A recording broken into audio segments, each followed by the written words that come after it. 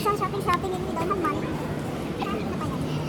Yun ang binili namin ang laki-laki ng trolley. Yes. Tapos para pa sa kuha rin sa atin. Para hindi nila isipin na mahirap tayo. Ano nga naman trolley natin? Ang dami naman. Bibili kami ng tinapay. Yes. Bawal sa amin ng magutom. Sinasapian kami ng masamang espiritu. Pasensya na kayo kung magulo yung camera. Wala na yung tinapay. Hindi pwede mo ng tinapay. Pretty? Sige. Ay, hindi ako kumakain ng cheese bakla! Nakakaya yung kasama ko. Gusto daw niya ng pre-taste na cheese. My God! Kunin mo na lahat! Bibili ka ba?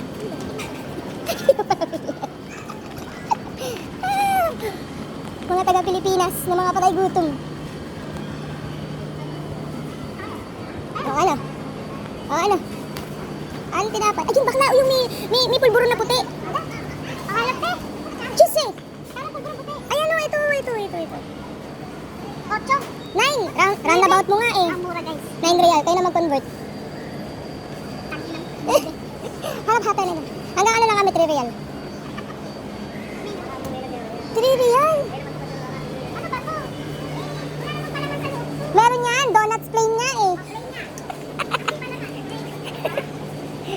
Ito twist. Ano yan? Gusto mo may palaman. Ano ba napipili mo? Ba? Ito size lang oh. Ano yan? Parang ano to? Ensaymada. Filipino ensaymada. Oh, yun na lang. Size Yung mo. cheese, literal na cheese. Buhay na cheese. Ginawa ko talaga para sa toothpick eh. Ano? Ayun na lang, ito na lang ako bibili. Di ba bibili si Kaya? Ah, sige. Ayan na lang. Pangkape. Yung bago. Tara na. Athlete na tayo. Nakita niyo ba ta? Ang laki. Ano? Kailan expect niyo? Ang laki. 37, 23, 24 na. May 3 days for para. Yan. Okay, magbabayad na kami guys. Bakit namin yan? Tama ng pagpapanggap. Kaya init. Tapos mag-melt yung cheese. Tumaya na lang ulit guys. Tapos kung nagpipre-taste na naman siya, oh. Grabe talagang person. Ano yan? Ano ba to? Ano ba to? Ano sa parang salami? Cheese ba to? Hindi, ito. Sorry, ignorante ang person. Ano masarap sa mozzarella?